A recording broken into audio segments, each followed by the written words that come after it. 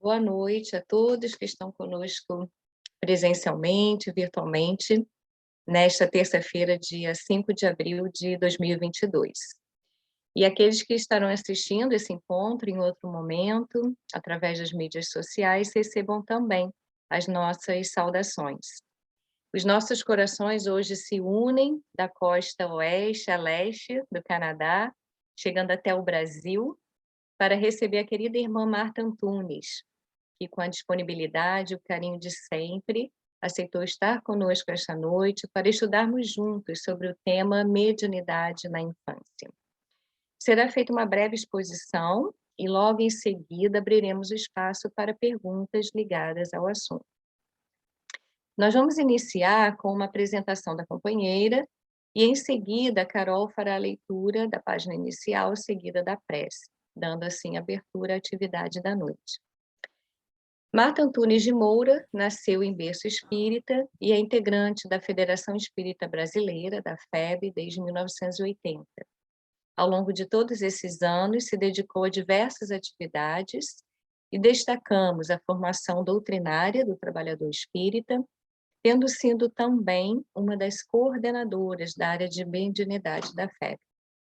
Marta Antunes também colaborou com a FEB Editora, com o livro Atendimento Espiritual pelo Passe. Atualmente está como vice-presidente da Federação Espírita Brasileira e colabora frequentemente com artigos para a revista Reformador, além de fazer parte da coordenação do projeto Evangelho Redivivo, uma proposta de estudo sistematizado e sequencial à luz dos ensinamentos da doutrina espírita, dos 27 textos que compõem o Novo Testamento, do Evangelho segundo Mateus ao Apocalipse de João. Marta, receba a nossa gratidão e que possamos sentir o próprio Mestre Jesus aqui entre nós, a nos abraçar, a nos envolver nas melhores vibrações para esse encontro. Carol. Obrigada, Aline. Boa noite a todos. Eu vou fazer, então, a leitura do Fonte Viva, psicografia de Chico Xavier pelo Espírito Emmanuel. Recebestes a luz? Recebestes o Espírito Santo quando crestes? Está em Atos, versículo 19, capítulo 2. O católico recolhe o sacramento do batismo e ganha um selo para identificação pessoal na estatística da igreja a que pertence. O reformista das letras evangélicas entra no mesmo cerimonial e conquista um número no cadastro religioso do templo a que se filia. O espiritista incorpora-se a essa ou aquela entidade consagrada à nossa doutrina consoladora e participa verbalmente do trabalho renovador. Todos esses aprendizes da escola cristã se reconfortam e se rejubilam. Uns partilham o contentamento da mesa eucarística que lhes aviva a esperança no céu. Outros cantam em conjunto, exaltando a divina bondade, aliciando largo material de estímulo na jornada santificante. Outros ainda se reúnem ao redor da prece ardente e recebem mensagens luminosas e reveladoras de emissários celestiais, que lhes consolam a convicção na imortalidade além. Todas essas posições, contudo, são de proveito, consolação e vantagem. É imperioso reconhecer, porém, que se a semente auxiliada pela adubação, pela água e pelo sol, é obrigada a trabalhar dentro de si mesma a fim de produzir. Medita, pois, na sublimidade da indagação apostólica. Recebestes o Espírito Santo quando creste?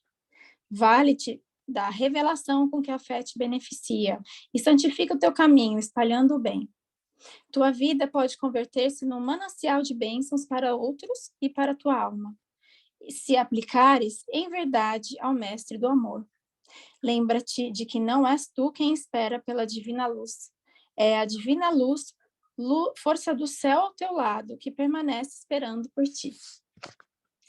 Bom, depois dessa mensagem, né? Vamos então fazer a nossa prece inicial, convidando a todos, se assim quiserem, fechar os olhos.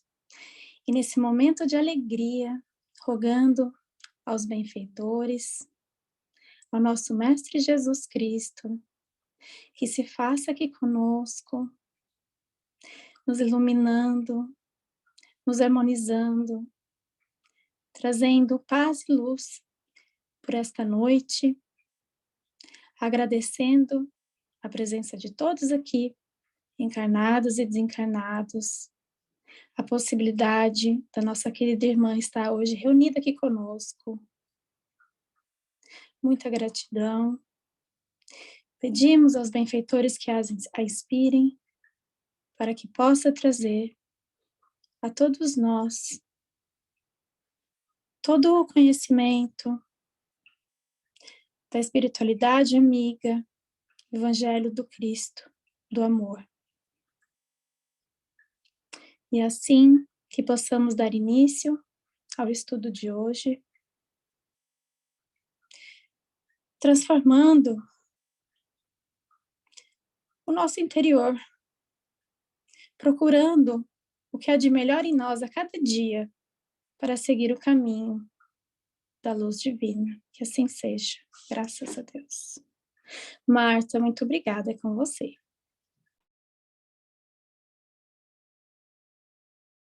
É uma alegria muito grande. Obrigada, Carol, Aline, todos os demais irmãs aí do Meimei, nossa querida amiga Barli, o Nino, de Montreal, a Tayane, lá de Chicago, né?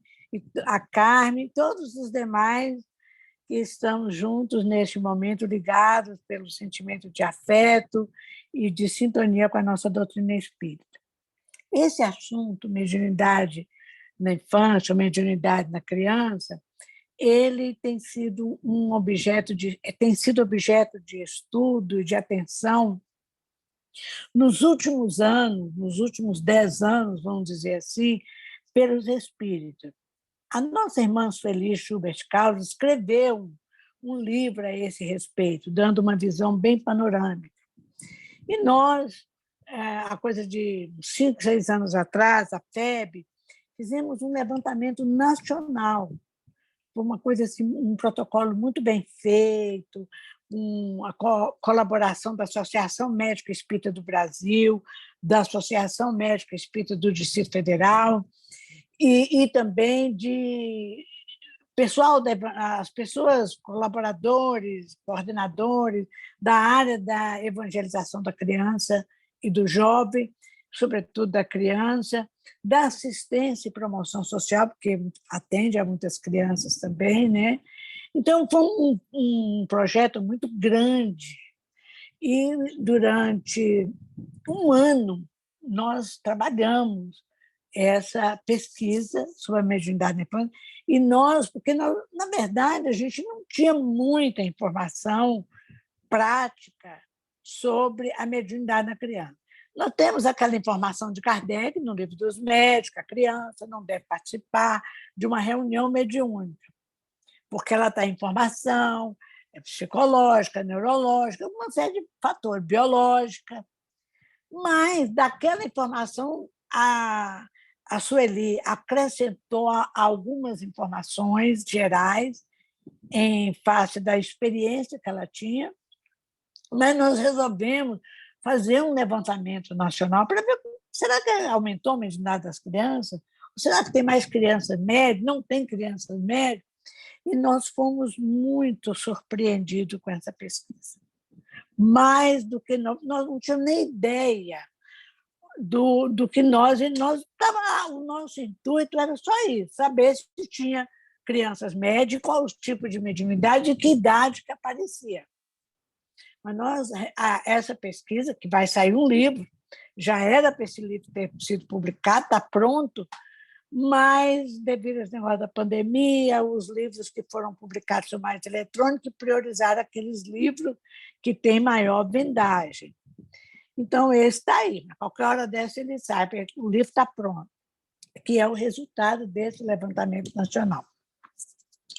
Então, nós tivemos muitas surpresas, porque nosso foco era saber a mediunidade da criança.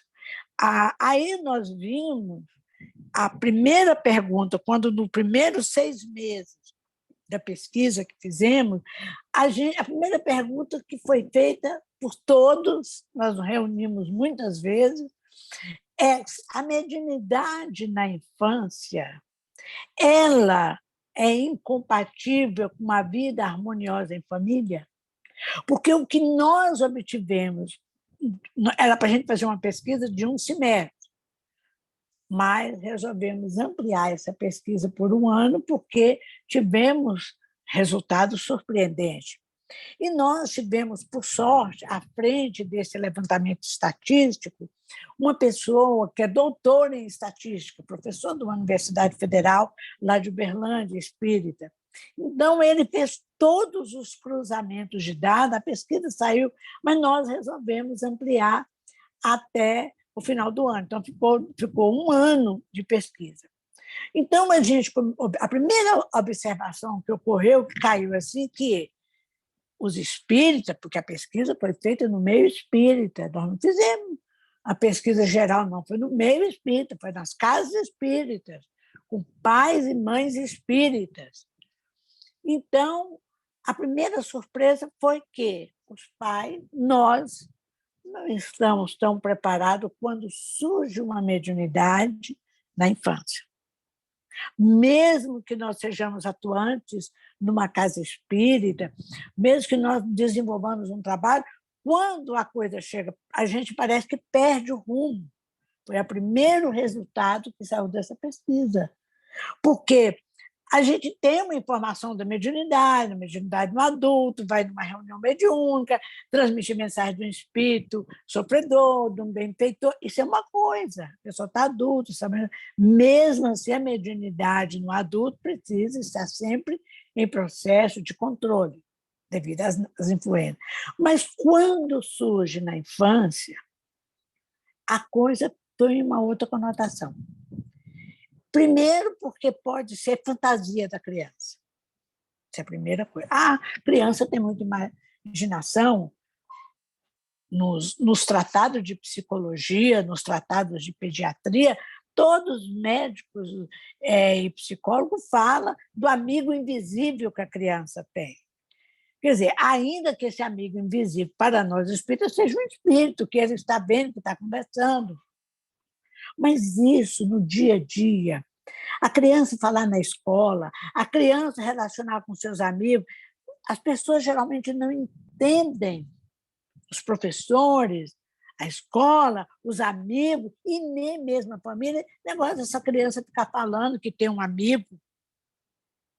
Então, você veja como é que a coisa muda um pouco a estrutura da educação no lar, que os pais exige dos pais uma certa harmonia, um certo equilíbrio. Essa é uma coisa. Às vezes, o que a criança tem não é uma mediunidade assim, não é um espírito que ela está vendo, que está ouvindo, que está falando com ela. Às vezes, é uma recordação de vida passada, ou da vida que ela estava no plano espiritual. Ainda muito recente, ela é uma criança. Então, às vezes, é uma recordação. Isso não é mediunidade, é recordação mesmo. Então, isso foi outro dado que a pesquisa nos forneceu, que nós queríamos saber sobre a mediunidade na infância, como é que estava. E aí aparecem outros desafios, que pode simular ou não uma mediunidade. O outro desafio, queridos irmãos e irmãs, é que, às vezes, a criança tem um distúrbio psicológico. Às vezes, ela tem um autismo. Ela pode ser uma criança autista de gravidade leve, média ou alta. Ela pode ter. Ela pode ter um processo, pode ser uma criança que sofra bullying na escola ou dentro de casa. Pode ser uma criança que os pais, no sentido oposto, eles não ligam muito para a criança, no sentido assim, não ligar muito, que eu estou querendo dizer assim, ele deixa a criança fazer o que quer. Então, não há um processo educativo. E essa criança, muitas vezes, ela aprende a usar de chantagens emocionais, inclusive falar que está vendo espírito, tudo porque aquilo desperta a atenção dos pais. Outro problema é quando a criança que tem mediunidade efetivamente nasce num lar que não é espírita. Sobretudo no lar que a ideia, a educação religiosa que os pais transmitem para o filho é que mediunidade é coisa do demônio. Eu presenciei 2 casos que foram dificílimos. Foram dificílimos.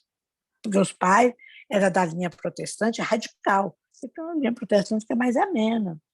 Então, mas o que nós podemos fazer? O nosso irmão, o nosso Timóteo, né, um dos apóstolos, um dos amigos de Paulo, não apóstolo, um dos amigos de Paulo, que Paulo escreveu uma carta para ele, a primeira carta a Timóteo, ele nos fala que saiba, olha, naquela época do Evangelho, saiba, estou lendo aqui, saiba governar bem a própria casa, mantendo os filhos na disciplina com toda dignidade. Pois, se alguém não sabe governar bem a própria casa, como cuidará da Igreja de Deus, quer dizer, da comunidade? Isso está em Timóteo, capítulo 3, versículo 4 e 5. Então, realmente, a questão da mediunidade na infância, ela precisa, se ela surge, ou se há uma suspeita que a criança tem, se os pais são espíritas, fica mais fácil. Mas, há 5 anos, há 10 anos atrás, uma criança que chegasse numa aula de evangelização, num estudo de evangelização, às vezes os evangelizadores eram pessoas jovens, adolescentes, eles ficavam perdidos, sem saber o que faz, o que eu faço com essa criança. Então, aí precisa haver um intercâmbio, um entrosamento da evangelização infantil com a área da mediunidade, do atendimento espiritual. Uma outra, então, a gente precisa, assim, para ser mais objetiva, uma das coisas que a gente precisa saber é como reconhecer se é realmente mediunidade, se está havendo uma ação de um espírito ou de espírito, e se essa ação é boa ou má. Essa é a primeira coisa. Nós temos que aprender isso. E nós não aprendemos, não tem um manual que diz assim, ó, é assim, não. Nós temos que estudar, nós temos que conhecer. Nós temos que, no centro espírita, ter alguém ou mais de uma pessoa. O centro espírita tem que se capacitar para isso, porque cada vez mais está surgindo crianças assim. Pelo menos nessa pesquisa que nós fizemos, assim, tem muita criança. O que os pais sabem, é uma outra pergunta. O que os pais sabem a respeito dessa faculdade chamada mediunidade, ou de lembrança do passado? O que os pais sabem?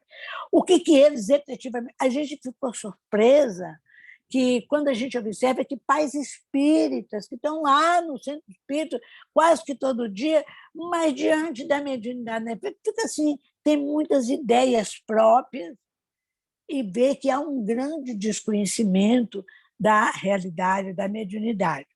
Outra coisa que nós precisamos para encarar essa situação é quais as dificuldades que nós... Às vezes aparece tanta dificuldade que a gente tem, assim, sem saber como começar. Então, nós temos que ordenar. Nós temos que ter o controle, nós como os adultos, os pais ou os avós, os responsáveis por aquela criança, nós temos que aprender, ver o que é mediunidade, o que é um fato anímico. Às vezes a criança desdobra. Uma lembrança do passado não é mediunidade, é uma recordação, é uma lembrança, como não estou dizendo. Às vezes ela desdobra, sai do corpo, que Kardec chama fenômeno de emancipação da alma, e encontra com o espírito, conversa com ele, mas pode ser espírito de boa elevado, pode ser espírito que não sejam. Porque a gente vê a criança, mas o histórico dessa criança, de vidas passadas, nós não sabemos.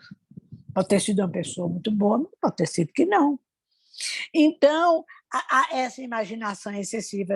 E muitas vezes a criança tem uma carência afetiva muito grande. e além do que nós falamos, um distúrbio mental. Então, tem que passar pelo médico, um pediatra, às vezes até um psiquiatra, pelo psicólogo, tem que ser avaliado.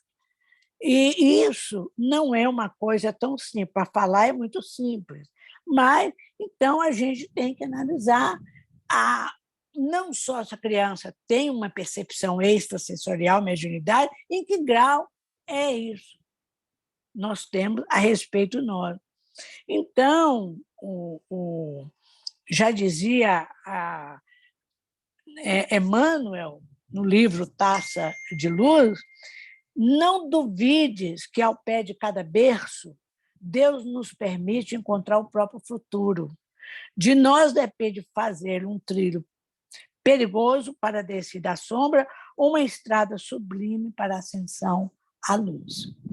Então, nós temos que aprender, e muitas vezes, nessa mediunidade da criança, ou esses fatos extrasensoriais que ocorrem, os pais terminam mudando o comportamento, porque às vezes os irmãos zombam, às vezes agridem, às vezes os pais são pessoas assim meio violentas, não há uma boa relação afetiva dentro da família. Então, em vez de resolver o problema se complica, surgem novos problemas. Eu vou citar alguns exemplos de médiuns, de pessoas que se tornaram médiuns, que continuaram como médium desde a infância e desencarnaram como médium, e que passaram por gravíssimos problemas. Gravíssimos. Foi um desafio. Hoje, com o espiritismo mais consolidado, é mais fácil. Os próprios médicos, os próprios psicólogos, os próprios pais, mesmo que de outra religião, vão à casa espírita. E eu, durante 1 ano e meio, quase 2 anos, 1 ano e 8 meses, eu atendia às 5h30 da tarde para 6 horas, quando o sol já estava escurecendo o dia, uma mãe que era protestante, o marido dela era pastor de uma igreja, e o filho tinha efetivamente mediunidade. Então, a primeira vez que ela foi lá na Federação Espírita Brasileira, na minha sala, ela tinha até medo de sentar, de ficar em pé, porque ela não tinha ideia do que era o espiritismo. Era como se fosse uma coisa demoníaca. Mas foi uma amiga dela, no trabalho, que falou que ela desabafou com essa amiga, e a amiga era espírita, e falou, não, nós vamos arranjar um jeito. Durante 1 ano e 8 meses eu conversei, nunca vi o filho dela, a não ser em sonho mediunicamente. A maneira de como poderia ajudar aquela criança, já que o pai trancava a criança, deixava a criança com fome, com sede, falava que ele estava sob efeito do demônio, coisas assim, que dentro do entendimento dele era o certo fazer. Bom, então, nós temos, por exemplo, como exemplos, as irmãs Fox, na era pré-espiritismo, aí nos Estados Unidos, né? Todas elas, Leah, Margaret, a Catherine Hindesville, eram crianças médias, foram elas que cozinharam, mas devia ser uma família assim, mais amável, porque a menina brincava, chamava aqueles barulhos que escutava como se fossem passos subindo numa escada, ela falava que aquilo ali era o pé chato, o senhor pé chato. Mas elas, depois, estavam iniciando com aquela mediunidade que ela ouvia, que via, elas sofreram muito. E outro grande médium, foi um médium, assim, eu tenho uma admiração profunda por esse médium americano, o Edgar Cayce, né? Ele viveu nos Estados Unidos no período de 1877, século XIX, e morreu em 1945. O Edgar Cayce ele tinha uma mediunidade prodigiosa, mas aliada, junto com essa mediunidade, ele tinha o desdobramento.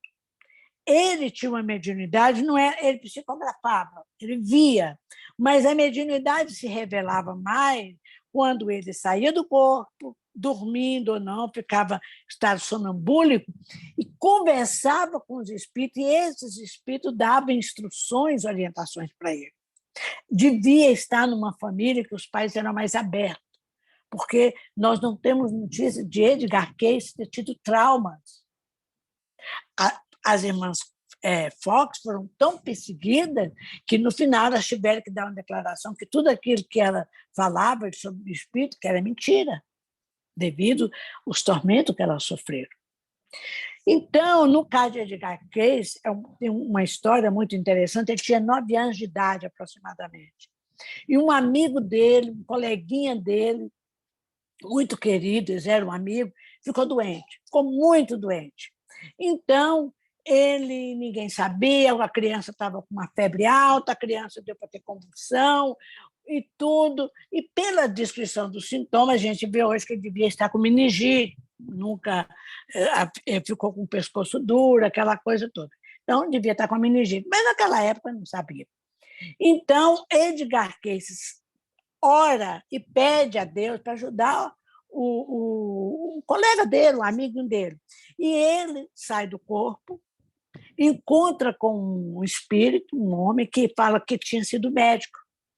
E falou assim: pegue um lápis e um papel, que eu vou te dar uma fórmula de um remédio, o nome de um remédio para a que vai curar a doença do menino. Olha, para você ver, ele era um garoto de 9 anos, 10 anos máximo. Então, ele pegou um papel, quer dizer, ele não estava dormindo, ele estava em estado sonambúlico. Ele pegou um papel, pegou um lápis, ou caneta, sei lá o que foi, e escreveu. O médico, o espírito, deu uma fórmula, e essa fórmula deu as seguintes instruções. Está tudo certinho? Tá. Você vai levar o pai da criança e fala com ele que é para o farmacêutico preparar essa fórmula e dar. E deu a prescrição, quantas vezes por dia que era para dar e tal. Naquela época não havia ainda a penicilina ou outros medicamentos que, né? Então, ele saiu daquele estado, saiu correndo, nem falou com os pais dele, foi na casa, procurou o pai do menino e mostrou. O pai do menino falou: como é que você teve isso? Aí ele falou: eu vi o espírito e ele falou que é para fazer isso, que vai curar. Como a criança já estava, digamos, desenganada, não tinha mais esperança, os médicos mesmo disseram que não tinha nada que fazer, e o pai chegou para o farmacêutico, que ele era uma pessoa importante, e falou: você vai aviar essa receita. Mas vai aviar. E o farmacêutico, então, como era uma pessoa importante da comunidade, ele resolveu aviar e deu o remédio, o menino ficou curado. Então, você vê, isso é uma mediunidade fantástica. Fantástica. Quer dizer, o Edgar Cayce, ele tinha um desdobramento, fenômeno, mas tinha também essa capacidade era um espírito que ditou e transmitia a mensagem. Então, nós temos a Ivone Pereira. Ivone Pereira foi uma médium prodigiosa desde a infância. Ela chegou pequenininha, bebê ainda, né? Ela entrou em estado de catalepsia, de letargia, letárgico, e ia ser sepultada, já estava dentro do caixão de defunto. Aí, na última hora, a mãe dela resolveu fazer uma prece a Maria Santíssima e ela acorda, ela volta assim. E Ivone repetiu esse estado dela de letargia parcial, às vezes ficava ao longo da existência dela. Quer dizer, a letargia não é bem uma mediunidade. Então, você nota que essas coisas, como é que nós temos que saber direito. O próprio Francisco Cândido Xavier, o nosso Chico Xavier, desde pequenininha, via, ouvia, falava, conversava, dialogava, recebia poesias, né, e textos literários desde menos de 4 anos de idade. O nosso Divaldo Franco, que nasceu em 1927, o Chico nasceu em 1910, ele tinha desde a infância, e era a família católica, ninguém entendia de mediunidade, ninguém nem sabia, como o Chico, ninguém sabia desse negócio de mediunidade. Então, tanto o Chico como o Divaldo, como a Ivone, foram declarados como pessoas loucas, que era como falavam as pessoas que tinham distúrbio mentais. Então, meus amigos, vocês estão vendo aí que a coisa não é simples. Não foram para ele, mas quando a família começou a compreender a realidade, eles, pelo amor ao filho, então o diferencial é o amor. O amor pelos filhos, os pais faziam qualquer sacrifício, e fizeram. Então, no caso do Chico, a mãe dele já tinha desencarnado, o pai queria interná-lo, que naquela época chamava hospício, né, numa casa psiquiátrica, mas um padre falou, não, nós vamos orar, todo dia ele vai vir aqui para orar para Maria Santíssima, e ele não vai precisar internar um menino pequenininho, 5, 6 anos. Não, nós vamos orar e Maria Santíssima vai dar um jeito. E deu. Então, quando nós falamos aqui das irmãs Focas, de Gaquet, Chico Xavier, Ivone Pereira e Divaldo, o que eles tinham em comum, além da faculdade mediúnica, e amplamente desenvolvida? Eles eram médios desde a infância, eles viveram imensos conflitos dentro da família e perseguidos pelas pessoas, zombados. É uma espécie de bullying que eles sofriam. Graves provas, todos eles passaram por muitas provações existenciais, todos eles passaram, foram amplamente combatidos e perseguidos, mesmo depois que já estabelecido como médico, inclusive no meio espírita, e todos eles foram categorizados como loucos. Então, você vê que é um desafio para todos nós. Deixa eu beber uma aguinha. Quase acabando. Então, como que nós devemos, estamos falando de uma maneira muito geral, superar esses desafios? Eu fui uma criança médium, mas eu nasci num lar espírita. Então, havia muito amor dentro daquela casa, do meu lar, meus pais espíritas. O Chico Xavier era um amigo do coração do meu pai, que vivia lá em casa, quando passava por lá. Então, foi uma educação diferente. Eu não tive trauma. Um grande conflito que eu tive na minha mediunidade, apesar de pequena, foi na adolescência, e aí vem aquelas mudanças de hormônio, aquela coisa toda. Mas, fora disso, eu nunca tive trauma nenhum. Quantas vezes eu acordei nos braços da minha mãe, eu devia ser muito pequena, e meu pai dando passe e fazendo. Aí eu voltava a mim. E minha mãe, nós morávamos no interior, dormia com a chave da porta da rua debaixo do travesseiro, porque ela tinha medo, ela tinha muitos filhos. Eu era a sexta, mas ela teve 9 filhos. Então, ela tinha medo de dormir, eu abria a porta e saí pela rua, apesar de morar numa cidadezinha muito pequena. Então, na minha família, há muitos médios. Eu tenho um neto que lembrava, agora ele já está com 13 anos, já está esquecendo da vida que ele teve no plano espiritual, do que ele fazia. E ele, inclusive, disse para a mãe dele, que é a minha filha, para Karen, que ele foi que escolheu ela para ser a mãe dele. Falou, não foi você que me escolheu, não, foi eu que te escolhi. Eu resolvi ser você a minha missão. Falou para ela desse jeito. Mas quando ele começou a lembrar, quando ele começou a ver espírito, como ele começou a falar, e às vezes ele via espírito, que ele gritava, chorava, e ele falou para um coleguinha dele, que era vizinho de porta do apartamento dele lá no Rio, quando eles moravam no Rio, e o menino começou a zombar, falou para a mãe dele falou, chamou minha filha, falou uma coisa estranha. Ela falou, não, aí minha filha falou, não, isso aí é conversa, esses meninos ficam vendo esses filmes aí. Saiu por aí. Então, nós tivemos que conversar com ele para ele não falar para as pessoas. Porque as pessoas não têm um bom entendimento. E uma vez eu estava lá no Rio, na casa da minha filha, e quando eu acordei, minha filha estava dormindo no sofá, o meu genro com ele no quarto, foi um escândalo durante a noite, que ele gritou que tinha um espírito, ele falava espírito do mal, ele era pequenininho, ele tinha 5 anos de idade. Espírito do mal, e eu Aí ele veio, levantou, abraçou o meu marido, e aí meu marido falou assim: ah, meu neném, chamando ele de neném, você parece que essa noite, eu falei, ai, vovô, eu vi um espírito do mal, um espírito do mal. Aí meu marido falou assim: como é que era esse espírito do mal? Para poder ajudar, não era por curiosidade, não. Ele, ele era mau, eu ficava com medo dele, ainda bem que eu gritei, minha mãe foi pegar. Aí eu virei para ele nessa ocasião e falei com ele assim: Alessandro, você disse que viu um espírito mal, que você tinha medo e que você começou a gritar. Você já viu um espírito do bem? Eu usei a expressão dele. Você já viu um espírito do bem? Ele falou, claro que eu já vi. Ele falou, e você tem medo dele? Não. Você não, quando você vê esses espíritos do bem, você não chama sua mãe nem seu pai? Não. Mas por quê? Qual é a diferença? Como é que você sabe que um espírito é do bem e um espírito é do mal? Ele não tinha 5 anos, ele ainda ia fazer 5 anos.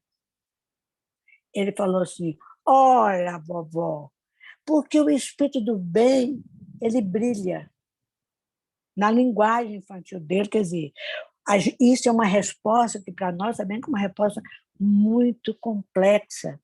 O espírito que brilha está numa vibração, ele brilha, é o chamado espírito de luz, ele brilha porque ele transmite um sentimento de amorosidade, de bondade. O outro emite de medo, de vibrações assim, porque as vibrações são pesadas. Então, os pais, eu conversava muito com meu neto, minha filha também, nunca deixar de fazer, como eu falei para aquela mãe protestante, já que o seu marido não aceita o espiritismo, você está escondido aqui, você vai usar de um recurso que é muito comum no meio protestante. Em vez de trancar seu filho, punir por uma coisa, começa, segura na mão dele. Igual a gente tem aquela música, segura na mão de Deus, que Deus te sustentará. Começa a orar. Ore. Quer dizer, eu não coloquei nenhuma ideia espírita, mas eu peguei os recursos que a igreja protestante tem, que são muitos e bons, para ela. O filho dela aprendeu a conviver com isso, e quando tinha uma amiga lá no trabalho dela, que era psicóloga, que dava algumas orientações. Então, nós temos que saber ligar. Então, a coisa, como é que nós, para podermos orientar, para poder vivenciar com mais equilíbrio, nós temos que ter o conhecimento. E o conhecimento não é chegar e falar, impor o conhecimento. Ah, não, porque no Espiritismo diz assim: você chega para a pessoa que não é espírita, a pessoa vai embora. Você quer auxiliar, não doutrinar. Então, o conhecimento, aliado à bondade, à integridade moral, ao sentimento de ajudar, de orar pela pessoa. Aliás, Emmanuel que fala. Quando a gente não pode ajudar muito, ou não pode ajudar nada, tem sempre o recurso da oração. O paz, conversar com a criança. Eu conversava, tem uma criança que ela é muito amiga, hoje já é um jovem, já está formando na universidade, na área de tecnologia. Nós somos muito amigos, de vez em quando ele manda mensagem para mim, me chama de tia, mas eu me lembro como que aquela criança sofreu por causa da mediunidade dele. Cabeça, além da mediunidade, uma inteligência muito além. E do normal, muito inteligente. Então, meus amigos, é basicamente essa. O tempo não nos permite, nós fizemos algumas enquetes e tudo, mas o lar, o ambiente doméstico, é o lugar mais seguro para a criança. Eu sei de uma criança que ela estudava numa escola no Rio de Janeiro. E na época, ela teve que sair da escola porque a criança falava: eu vejo espírito. Eu vejo espírito, eles conversam comigo. E não era uma escola católica ou protestante, era uma escola que não tinha uma religião assim, normal, leiga, digamos. E a professora dele, do aluno, começou a perseguir o aluno. Quem fez o bullying, que não eram os coleguinhas dele, era a professora. Até que um dia a criança chegou para os pais e chorando, falou que não ia mais para a escola. Mas por que você não vai mais para a escola? Porque a professora fala que eu sou anormal, que eu preciso tomar remédio. Então, você vê.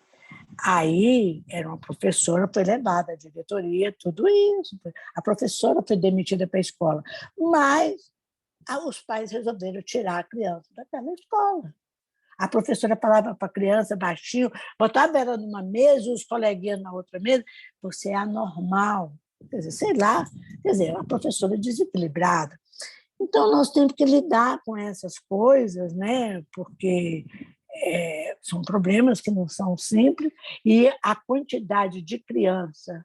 Porque Kardec fala que depois que a criança entra, mais ou menos na segunda infância, na idade escolar, começa a segunda infância, a criança vai esquecendo. Mas, pelo levantamento estatístico que nós fizemos, crianças de 10, de 11, continua lembrando, meninos e meninas, né? Continua lembrando, recordando, porque, por certo, vai ter essa mediunidade na fase adulta para o resto da vida. Começou desde cedo. Então, o que é importante para finalizar é que, com a bússola do Evangelho, como nos fala Emmanuel, nós saberemos perfeitamente distinguir o bem do mal. A razão porque dispomos nós do leme da vontade. O problema de sintonia corre por conta nossa. É um desafio? É, mas podemos resolver isso.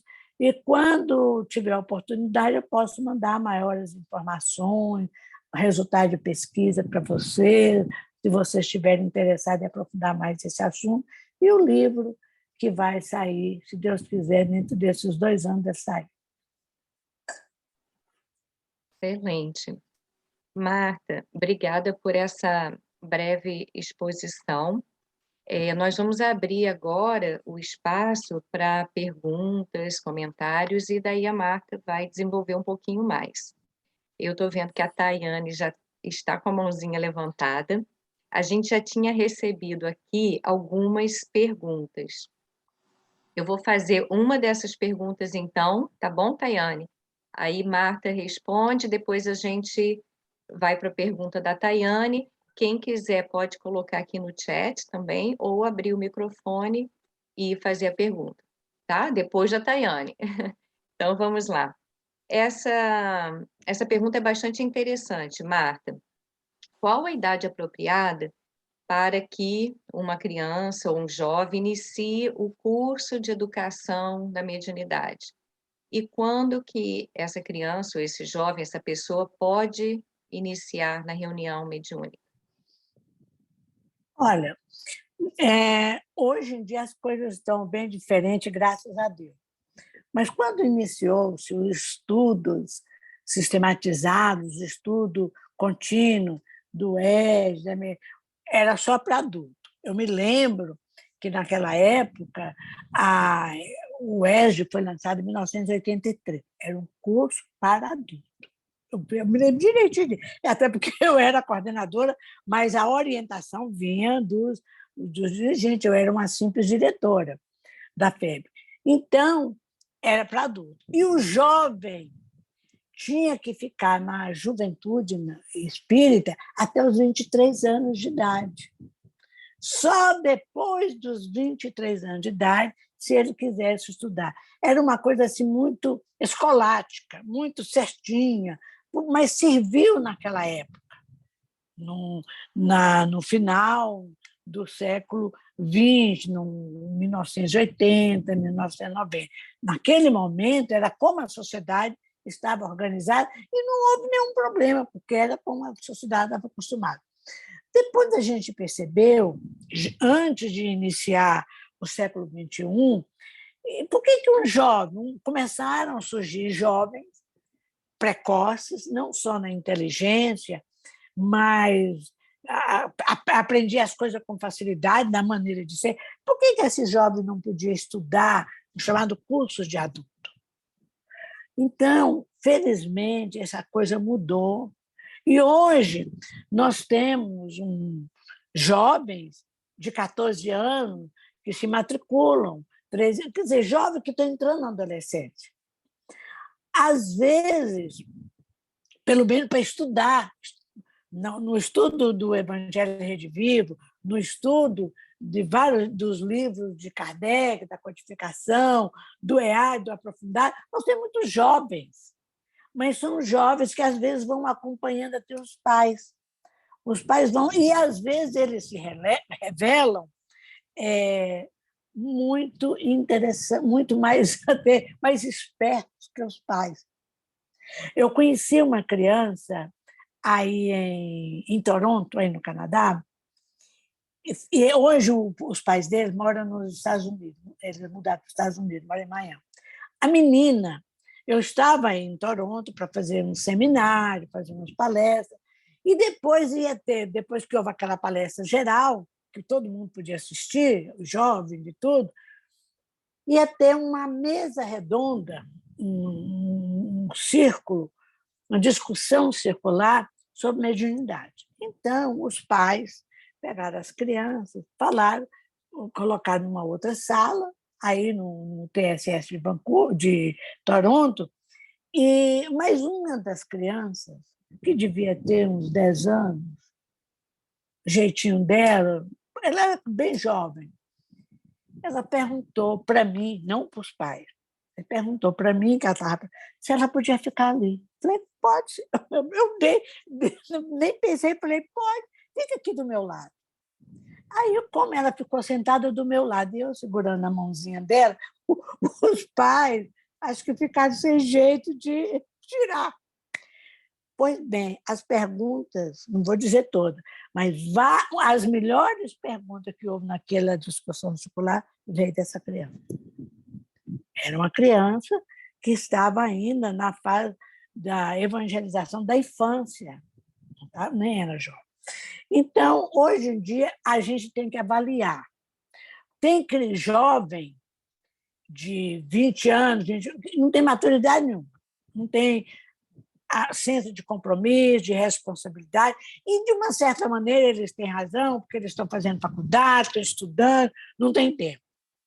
Já a gente vê jovens novos que têm, não falta, estão lá, organizam a vida deles. E não atrapalha, não brinca, pede explicação. É ótimo a gente trabalhar numa sala com um grupo que tem jovens, assim, sobretudo quando são quase crianças, para mim é criança. Eles fazem perguntas que muitas vezes os adultos até admiram. Agora, participar de uma reunião mediúnica, Kardec recomenda que a criança ainda está numa fase de amadurecimento psicológico, biológico e psíquico também. Então, às vezes, numa reunião mediúnica, há uma comunicação de espírito. Então, a criança pode se ligar, como o adulto acontece, a espíritos que não são bons espíritos. Então, há esse risco. Mas, quando ele já está na adolescência, com seus 16, 15 anos, vocês notam que lembrem que os médios que Kardec trabalhava, todos eles eram muito jovens. Todos eram muito jovens. Então, nós temos jovens com 16 anos que trabalham desde essa idade. Eu fui para o grupo mediúnico com 20 anos, porque naquela época não podia, não era permitido. Mas como eu já estava casada, então aceitaram que eu fosse. Tem que avaliar se a pessoa tem maturidade, se vai assumir o compromisso, se não vai falar só por curiosidade. Aí tudo bem. Sim. Obrigada, Marta. Daiane. Então, tenho que fazer essa pergunta, né? Porque, como a Marli e o Nina, alguns sabem, eu sou uma neurocientista. Então, como saber que uma criança é médium, ou que ela é esquizofrênica, ou que ela é autista? Porque aí nós estamos lidando com uma coisa muito... É muito sensível, o limiar é muito pequeno. A gente pode, por exemplo, uma criança que é médium, a gente não vai fazer uma intervenção medicamentosa nessa criança, isso não faz sentido. Isso, aliás, pode vir a levar a outros problemas, né? Quando você toma um remédio num cérebro saudável, isso você vai ter problemas, na verdade. Então, é uma coisa bem grave. E se você, por outro lado, tem uma criança que tem esquizofrenia e você não entra com uma interferência, ainda mais uma criança que está tendo alucinação, aí você vai ter outros problemas, porque aí você vai afetar muito mais a cognição, impedi-la de, pelo menos durante uma boa fase da sua vida, conviver normalmente com outras pessoas. O livro, por exemplo, que vocês estão trazendo, ele está abordando um pouco isso. Eu lembro que o Divaldo, só que eu esqueci o nome do livro, ele fez um livro com um casal de, se eu não me engano, psiquiatras, para dizer a diferença da mediunidade e dos problemas, né, neurológicos e neuropsiquiátricos. Mas agora aqui, no caso da criança, eu confesso que eu também não saberia como agir, ainda mais se a mãe for eu, neurocientista, como que a gente faz, né? Eu realmente agora eu fiquei perdida também. Você falou os pais perdidos, eu entendo, eu ficaria perdida também. Por isso que eu falei, é um desafio. Agora, por exemplo, vamos colocar as coisas assim direito. Nós temos os distúrbios mentais e nós temos doenças mentais. Isso, inclusive, é a classificação americana de doenças.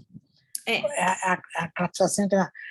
Distúrbio mental, você tem uma neurose, por exemplo, a neurose é um distúrbio mental, você tem um autismo hoje, por exemplo, sobretudo médio, brando e fraco é considerado um distúrbio. Agora, esquizofrenia já é uma doença. E mesmo em criança, se for diagnosticado de esquizofrenia, usa-se o medicamento. Infelizmente, eles falam, porque a criança tem muita alucinação. Então, aí é um desafio maior que tem que ficar o tempo todo com o médico. Nem o psicólogo resolve muito, porque é uma enfermidade mesmo, caracterizada como tal. Agora, por exemplo, esse meu neto, que eu acabei de falar, que via espírito, que falou que o espírito bom brilha, ele foi diagnosticado no primeiro, assim, porque ele ficava vendo 5, 6 anos, ele via, ele conversava, e no início a minha filha não queria que ele fosse dormir num quarto com ele, eu falei, não, deixa, tem que dormir. Lembrei da minha própria infância, eu dormia no meio dos meus pais, depois eles tiravam, eu estava na cama, era para acalmar, porque eles tinham que sentir segurança emocional, afetiva. Mas esse neto, quando ele estava com 5, 6 anos, que ele, não sei se é porque ele saiu de Brasília, eles foram morar no Rio, ficou longe de nós, dos tios, dos avós, dos primos, ele asseverbou essa manifestação mediúnica e as lembranças dele do passado. Então, minha filha resolveu levar no médico. Ela morava lá na Barra da Tijuca, levou no médico. E o médico, depois de examinar, falou que ele era uma criança autista. E que naquela fase, do jeito que ele está, para sair daquela crise, ele tinha que tomar medicamento. Aí minha filha ficou incomodada, ela, meu Deus, o que eu vou fazer? Ela trabalhava o dia todo, e trabalhava numa multinacional. Aí ela me telefona da rua, saindo do consultório médico, eu falei assim, você não vai fazer nada, você não vai comprar remédio nenhum, eu estou tomando avião e vou para o Rio. E fui. Naquele mesmo dia, eu cheguei no Rio de Janeiro e tive uma longa conversa com meu genro e com minha filha. Falei, o seu filho está precisando de você. Ele não tem autismo nenhum, e se tiver, vai precisar de você 24 horas. Como é que vai ficar se você entra no trabalho 8 horas, quando ele acorda para ir para a escola, você já saiu. E quando você volta do trabalho, ele já está dormindo. Como é que você... Então, você vai ter que abrir mão do trabalho. Ah, mas eu ganho muito bem, não quero nem saber. Aí eu falei, mas não quero nem saber. Se você não pode ficar com seu filho, dá para mim, que a avó pode ficar. Eu fiz chantagem mesmo. Fui dura com essa minha filha. Ela fala para mim hoje, se minha mãe não tivesse agido daquele jeito, eu teria. O marido dela tem um emprego bom, é do tribunal, auditor fiscal. Falei, vocês vão parar de gastar, pode mudar para um apartamento mais simples, mas você vai ter cuidado dele, para ver se é um autismo ou não. Depois, e ela fez isso, ela pediu demissão do emprego, pediu mesmo. Pediu, por amor ao filho, é a hora, você está no teste. E aí, aquele contato de mãe e filho, aquela brincadeira, aquela amorosidade, aquela coisa que de mãe e filho, ele descobriu-se mais tarde que ele não tinha autismo, ele nunca tomou remédio. Vai para a evangelização de criança, ali na Barra tem um centro espíritas, vai começar a tomar parte, vai começar o evangelho lá, vai começar antes de dormir, quando acordar, a orar. A oração tem um poder muito grande, e vamos confiar em Deus. Mas aí descobriu que ele realmente não tinha autismo, ele tinha aquela outra síndrome da hiperatividade. Ele tem a síndrome da hiperatividade, ele é hiperativo, distúrbio de hiperatividade. Então, aí foi mais fácil. Ele faz 1000 coisas ao mesmo tempo. Então, ele toca violão, ele toca aquele negócio de flauta, ele guitarra, ele piano, ele surfa, ele faz skate. Então, a orientação que foi dada para ele usar muito aí, já que tem essa hiperatividade, mas coisa para canalizar com coisa que ele pode. Ele estuda, ele vai para faz tudo. Quer dizer, é hiperativo, é uma cabecinha hiperativa. Então, nós temos que primeiro ver o que realmente a criança tem. Uma criança que tem um extremo, uma esquizofrenia, é uma doença, é uma coisa muito difícil, é um desafio. Agora, se a criança é autista, eu conheci uma criança autista, não vou citar o nome porque ele é uma pessoa conhecida, e a gente não podia, ele era uma criança que, se você está falando inglês, e ele não sabia inglês, mas ele sabia, mas ele ficava te escutando assim. Quando, daí, 1 hora, ele começava a falar com você em inglês. Eu me lembro que tinha um holandês que estava dirigindo um carro, uma van, para nos levar de uma cidade para outra, isso foi na Finlândia, e aí o holandês falando com a pessoa que era a esposa dele, que estava na frente, que estava como guia, e falava em holandês, e ele ficava prestando atenção. Ele tinha 5 anos, 6 anos. Daqui a pouco ele começou a falar com o motorista em holandês. Ele tinha uma facilidade incrível para a língua. Tinha, não tem. Mas era uma criança que você não podia chegar perto, você não podia tocar. E eu me lembro que ele gostava muito do meu iPad.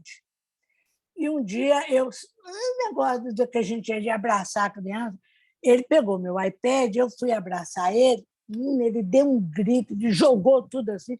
Até hoje, eu ainda me lembro daquilo, que não podia ser tocado.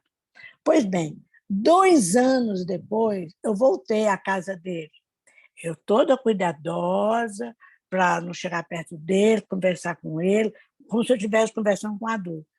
Quando ele me viu, ele veio correndo e me abraçou.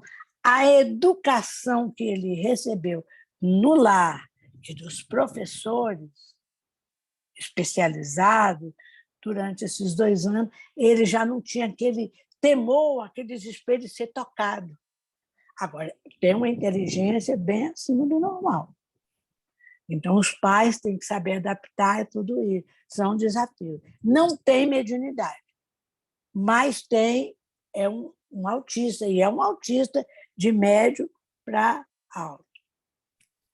Então, a gente tem que saber, por isso que tem que ter o conhecimento e a prática moral para você fazer não só o que é certo, mas fazer o que é bom. Porque senão vai criar problemas. E há famílias que são muito desajustadas. Obrigada, Marta. Obrigada, Tayane, pela pergunta. Nino. Marta, eu já tenho visto você falar sobre essa mediunidade infantil, mas agora me veio eu fiquei me interrogando, que no Espiritismo a gente diz que a criança até os 7 anos ela está mais para o lado espiritual do que para o lado material, né? Como é que a gente faz agora? Então, se ela está mais do lado espiritual, quando se diz que está falando com os amiguinhos, eu acho que a maioria, eu pelo menos digo, não é médium, é porque está mais para lá do que para cá, então está conversando com os amiguinhos espirituais ainda. Como é que a gente faz para definir se essa criança, antes dos 7 anos, que depois também a gente sabe que depois dos 7, isso vai desaparecendo?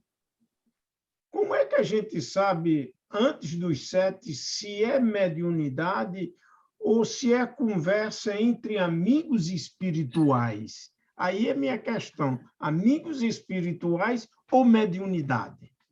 Como Nós você... não sabemos, a gente não pode saber, porque, segundo a doutrina espírita, a criança, até o final da primeira infância, que é mais ou menos essa idade escolar, ela está mais. Os laços perispirituais são muito de fronte, são mais tênues, ela está mais do lado do que do lado de cá.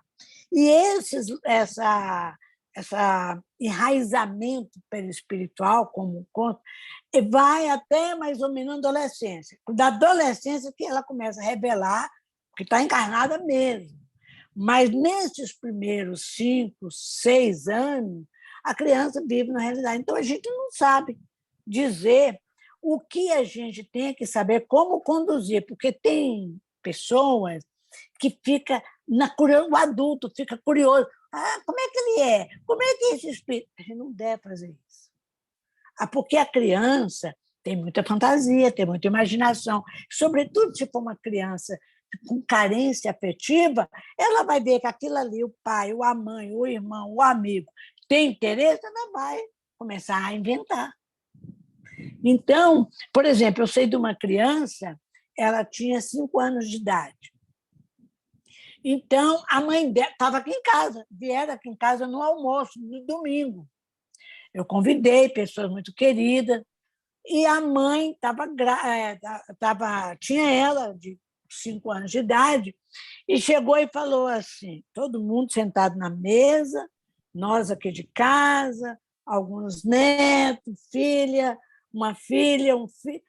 Aí essa amiga minha virou e falou assim, essa pessoa muito querida para mim, falou comigo assim, eu tenho uma notícia para dar para vocês agora. Antes da gente começar a almoçar, eu quero dar uma notícia para você. A filha dela, que estava sentada do lado dela na mesa, falou, eu já sei qual é a notícia. Aí todo mundo olhou para a menininha, bonitinha a menininha, falou, como é que você sabe? Eu sei, você está grávida. Mas ela falou assim. Aí ela falou, como é que você sabe? Ninguém sabe.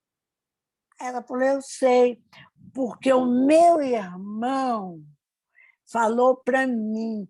Ontem, quando eu fui tomar banho, ele falou assim, eu vou voltar e você seu irmão. E sabe qual é o nome? Qual vai ser meu nome?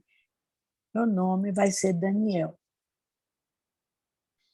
A mãe deu o nome da criança de Daniel. Porque a filha dela, de 5 anos, encontrou. Ontem, quando eu fui tomar banho, quando eu ia para o banho, ele falou para mim, eu vou ser seu irmão, eu vou nascer, e o meu nome é Daniel. Então, você vê que aí não era mediúnica. Eu acredito que não era mediúnica. Ela estava conversando com o Daniel no plano espiritual, no plano dele.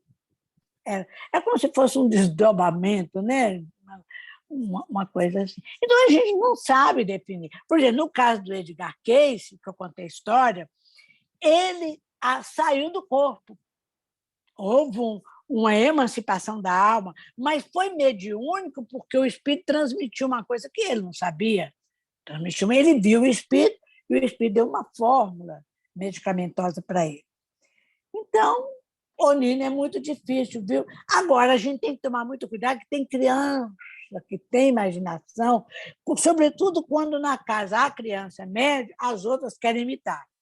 Então, porque realmente a gente tem que ter muito tato, muita coisa, até a criança ficar adulta. Minha mãe falou que o parto que ela teve para eu nascer foi quando eu fiquei na adolescência. Aí ela falou, agora que foi, pronto, o parto verdadeiro, porque era uma preocupação de 24 horas por dia. E olha, pode até tranquilo. Obrigado, Marta. E vocês, jovens, Tayane, Aline, meninas aí, vocês que estão em plena juventude, em plena fase reprodutora, se cuide, porque essas crianças que estão vindo não estão dormindo no ponto, não, viu? Mais alguém tem alguma pergunta? A gente tem uma outra aqui. Carol já tem a menininha linda. Eu tô aqui só observando, viu, Marta? Pois é, aquela bonitinha, pois é. Bom, a pergunta que a gente tem aqui seria, no caso, eu vou até acrescentar um pouco, né? No caso de uma família espírita, que já conseguiria reconhecer, talvez, um intercâmbio mediúnico, uma passividade, né? Como se a criança estivesse em casa dando uma passividade. O que esses pais deveriam pedir através da prece diante desta situação? Peraí, eu pedi antes. Eu pedi antes a criança, o pai e a mãe espírita. Isso, então a criança dá uma passividade e aí a gente está entendendo que os pais estariam reconhecendo aquela situação como uma situação de passividade, né? Então, naquele momento, como eles devem agir, fazer uma prece, o que pedir nessa prece? O que se deve fazer numa situação dessa que os pais supostamente seja uma manifestação de um espírito? Primeira coisa, de imediato, se for uma manifestação de espírito, não é de um bom espírito, porque bom espírito não faz essas coisas. Primeira coisa. Se essa criança supostamente foi um espírito que utilizou a mediunidade dela para se manifestar, ele não é um espírito esclarecido. Esse é o primeiro ponto. O segundo ponto, então, os pais já sabem que está lidando com um espírito que não é esclarecido, não é um espírito que possa, um bom espírito não faz esse tipo de coisa. Mas a segunda coisa é a gente tem que proceder como a gente procede como adulto. Quantas vezes a gente está dando passo na casa espírita e, de repente, um adulto manifesta mediunicamente? O que a gente faz? Tem várias pessoas tomando passe e uma daquelas começa a gritar e falar como o que estivesse mediunizado, e às vezes está mesmo. Como é que a gente faz? Os demais que estão dando passe, em silêncio, terminam de dar e sai, mas não deve dialogar com o espírito. Porque se nós dialogarmos com o espírito, inclusive naquele livro meu eu falo sobre isso, se nós dialogarmos com o espírito, você cria uma situação que todas as vezes que aquela médium for tomar um passo, o espírito vai se manifestar. Então, eu já presenciei situações dessa, mais de uma vez. Então, a gente fala assim, olha, vamos neste momento orar a Jesus para a irmã que está aqui, nem cita o nome do Espírito, ou pelo irmãozinho, nada disso. A irmã que está aqui, vamos pedir. Aí faz uma prece, um outro companheiro, um outro amigo pode fazer uma prece, e aí, num determinado momento, se a incorporação continuar, persistir mesmo com a prece, fala assim, agora, neste momento, fala em voz alta, eu vou tocar, porque o passo a gente não toca nas pessoas. Eu vou tocar na sua cabeça, porque há o choque que faz o desligamento. Eu vou tocar, estou me aproximando, e eu estou com um copo de água na mão. Eu vou tocar, você vai abrir os olhos, você vai se acalmar, e vai falar com energia, mas com bondade.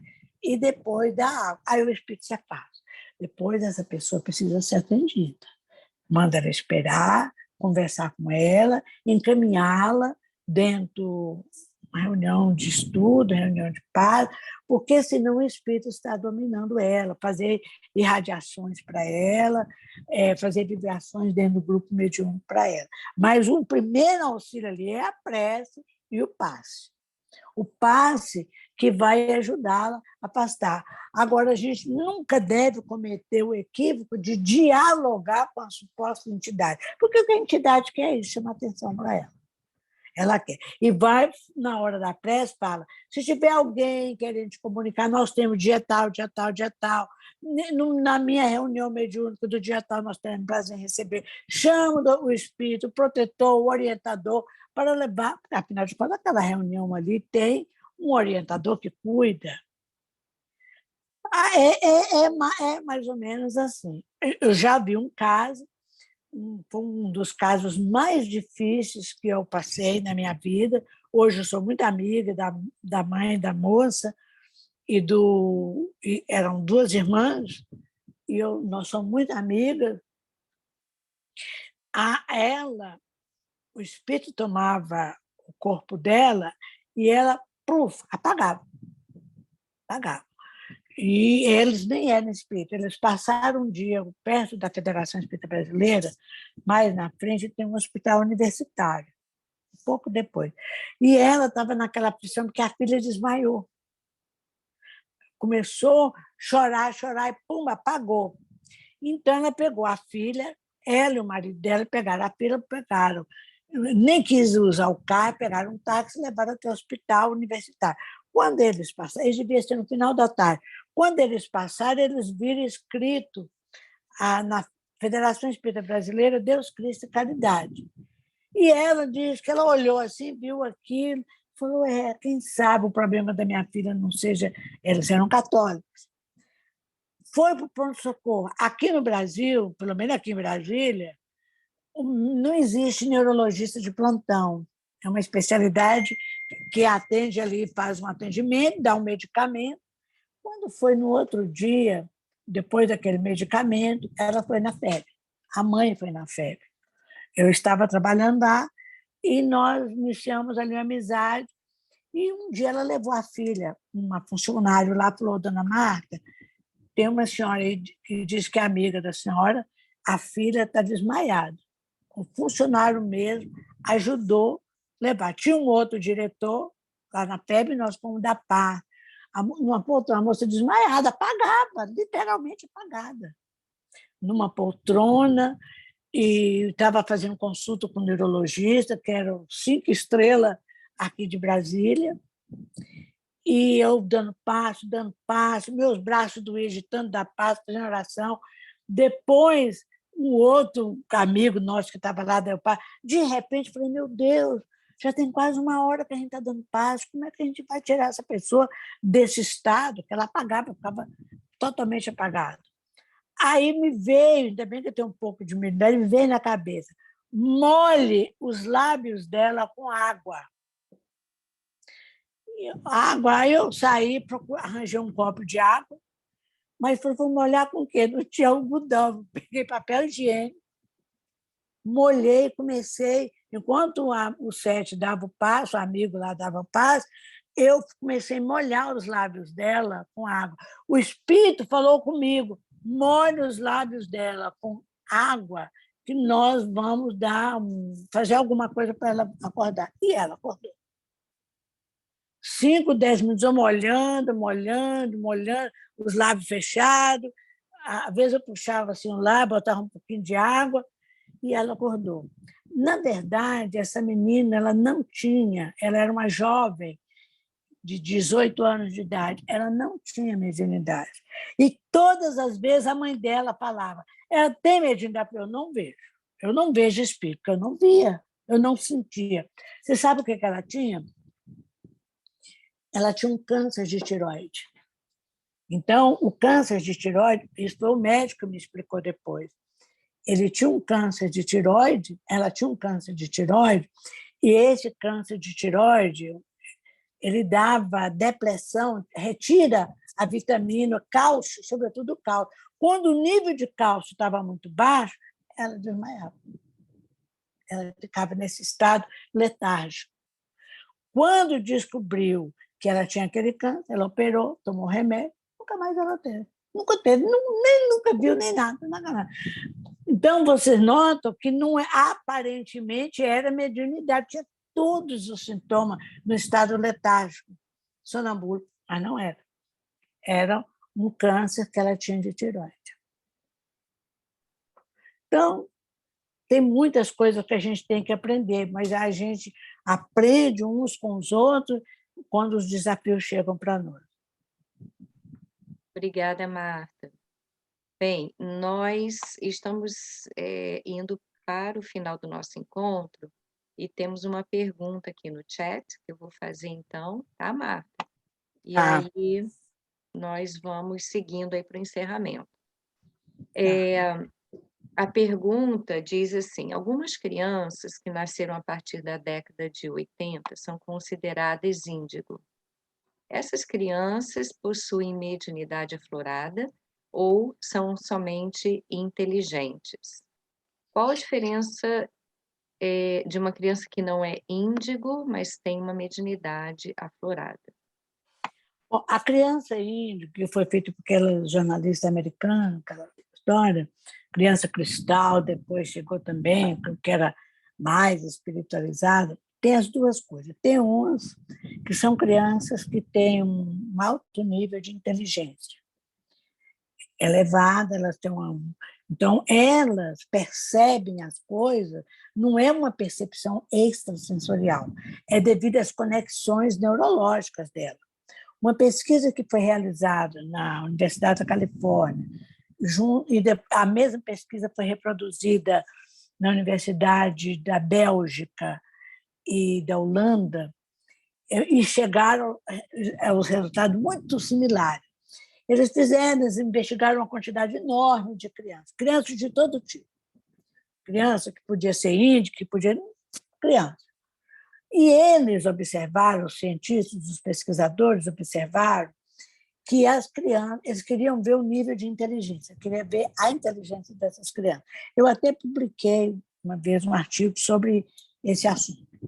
Então, eles observaram o seguinte: depois de fazer um trabalho exaustivo, eles chegaram à conclusão que essas crianças de hoje, as crianças que estão nascendo hoje, isso já tem uns 10 anos ou mais dessa pesquisa, que estão nascendo aqui para frente, elas apresentam um nível de conexões cerebrais maiores do que nós, da geração anterior. Porque, digamos, se nós utilizamos 10% do cérebro, elas utilizam o dobro, ou 30%, 40%, 50%. E, segundo os pesquisadores, do jeito que as coisas estão acontecendo, até o final do século XXI, as crianças, naquele momento da pesquisa, as crianças eram 10 vezes mais inteligentes que os pais, independentemente das condições socioeconômicas da criança. Agora, se aquilo se continuar assim, no final do século, as crianças serão 60, 70 ou 90 vezes mais inteligentes que os genitores. Isso é uma coisa que mostra que a criança índigo pode ser uma criança inteligente, que percebe as coisas com mais clareza, e, às vezes, a inteligência se revela no campo de música, no domínio da matemática, de língua, etc. Bom, isso é um aspecto. Outra tem a criança índigo, que é uma criança que tem percepção extrasensorial. Ela capta no ar. Quando a gente vai aí no Vale do Silício, nos Estados Unidos, que eu tive a oportunidade de ver, que tem aquelas grandes multinacionais, da Apple, tudo aquilo ali, aquelas jovens que trabalham ali, eles são altamente criativos. Quem começou em contratar pessoas altamente criativas foi a IBM, na Suíça. Então, eles pegam a ideia no ar. Antes mesmo da ideia de alguém, eles já pegam em vários campos, não só da tecnologia, em outros campos do saber. Então, isso também era classificado como uma criança índiga. A criança cristal é aquela mais espiritualizada. Então, por aí vai. Agora, eu quero que a gente lembre de uma coisa. Dependendo do rótulo, se é índigo, se é médico, às vezes a criança tem uma percepção extrasensorial e aí, sim, pode-se pensar em mediunidade. Mas o que nós temos que avaliar, viu, Aline, é que isso é o passado da criança, é o planejamento reencarnatório. Né? Por que uma criança, de repente, e eu vi isso em Atlanta também, uma criança pequenininha, que os pais dela tinham um piano enorme, que eles trouxeram, que era da família, na tradição da família, criança pequenininha de 4 anos, um dia os pais acordaram, estavam ouvindo música, o piano da mamãe, quem é que está tocando o piano da mamãe? Levantaram correndo, era a criança tocando. Como é que uma criança de 3 anos, que nunca viu ninguém tocando, de repente, o piano ninguém tocava mais, que a mãe tinha desencarnado. Então, isso também é uma lembrança de vida anterior.